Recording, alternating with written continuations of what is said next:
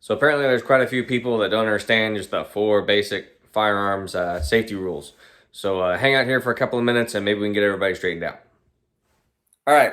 So the 4 weapon safety rules, right? There's 4 of them. Treat your gun like it's loaded. Don't point your gun at anything you don't intend to shoot. Keep your finger off the trigger unless you're like actually trying to shoot something. Know your target and know your surroundings. Those are the 4 rules. Okay. We don't need any other rules besides those 4. Like, that's it. Somebody wanted to say that, well, then why would we wear ear protection and eye protection? Like, dude, that's not gun handling. That's protecting your hearing, and it doesn't restrict like your training. So that's totally unrelated. You know, the 180 rule. People talk about this made up 180 rule that everybody's got to be on this straight line. But like, it doesn't exist in real life. Where is the 180 line at the gas station when the dude is sticking up the cashier and you're like coming out of the bathroom? Like, where is the 180 line? Like, how do we get the cashier behind the 180 line so you can blast this freaking crackhead that's freaking trying to steal lotto tickets or whatever? Like, where's the 180 line at the gas station? Like when Marines do buddy rushing, like you've got 2 guys. If you're top view, you got 2 guys. One of them moves forward, and then everybody shoots. Okay, so this guy is in front of the 180 line. Okay, and then everybody's shooting, and then this guy moves in front, and then there's no 180 line. Like there's always somebody in front. It's not a thing. It doesn't exist at all. When Marines do a support by fire, like you get your machine guns up on the hill and you're like blasting away and you're shooting at this thing, and the riflemen are like right over there. Like not even, 30 degrees, we'll say. Super common. The riflemen are 30 degrees off from what you're shooting at. Not friggin' 90. And the mortarmen are over there. You're not behind the 180 for them either. They're not exactly shooting over your shoulder, but they're right over there over your shoulder. Like there is no 180 in real life. It only exists on the range, and it doesn't even do anything. You got your 4 weapon safety rules. All right. So if we're breaking this 180 rule, what happens? Okay, if we're following the other 4 rules and you're not following this 180 rule, literally nothing happens. Nothing at all happens. Nobody gets hurt because you treat your gun like it's loaded. You don't point it at other people. You only put your finger on the trigger when you're shooting at the target, and you pay attention to the people around you so that you don't accidentally shoot someone. Like that, you just do the 4 rules and you're good. Somebody wanted to say, oh, well, if somebody backs up, they could like slip and fall. And then I was there on the range when somebody did that and they slipped and fell and they shot somebody. Like, okay, well, the dude that slipped and fell had his finger on the trigger as he was falling, which, we can give him a pass on that one. Maybe he was shooting while he was doing it and just slipped as he was shooting. Okay, we give him a pass. Finger on the trigger. Okay. Treating it like it's loaded, we'll give him that he was doing that, like he's actively shooting. Maybe that's why his finger's on the trigger. But don't point it at anything you don't intend to shoot. So as you're falling, like you can probably think about not hitting your head because hitting your head would suck. But as you're falling, the only thing you should be thinking about is, where is this gun pointed? So even if your finger is on the trigger, even if you're shooting as you're falling, like you're going full auto on a freaking Glock 18 and you're going down. Okay, if you keep the gun pointed in a safe direction, either at the target or up in the air, hey, we're good.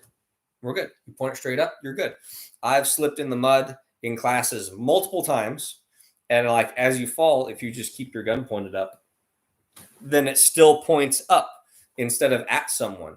So like if you just follow the 4 safety rules, then you're good.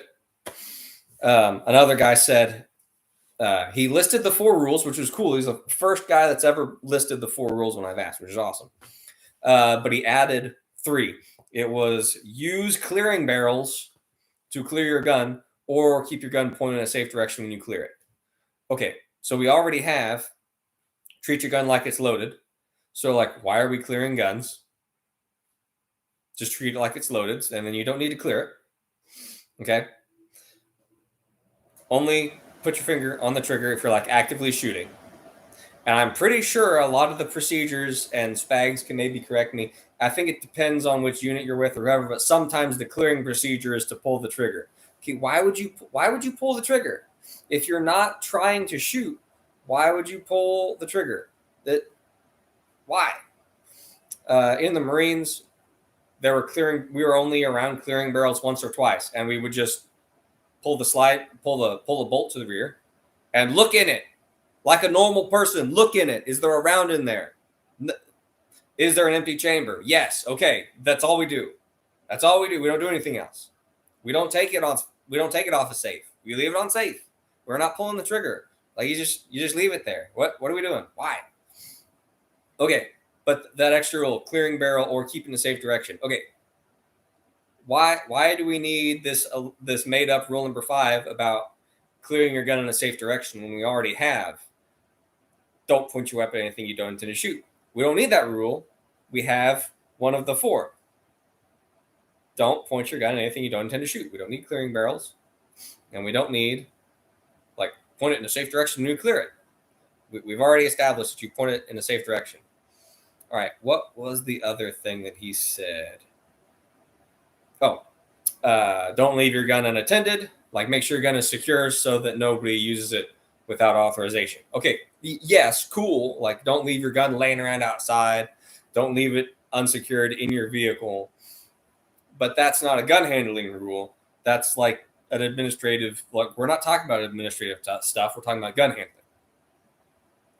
And then this dude's 7th rule that he said which was the most important one, which is the worst one of the 3 extra that he listed, was don't do stupid stuff to try and look tactical or cool.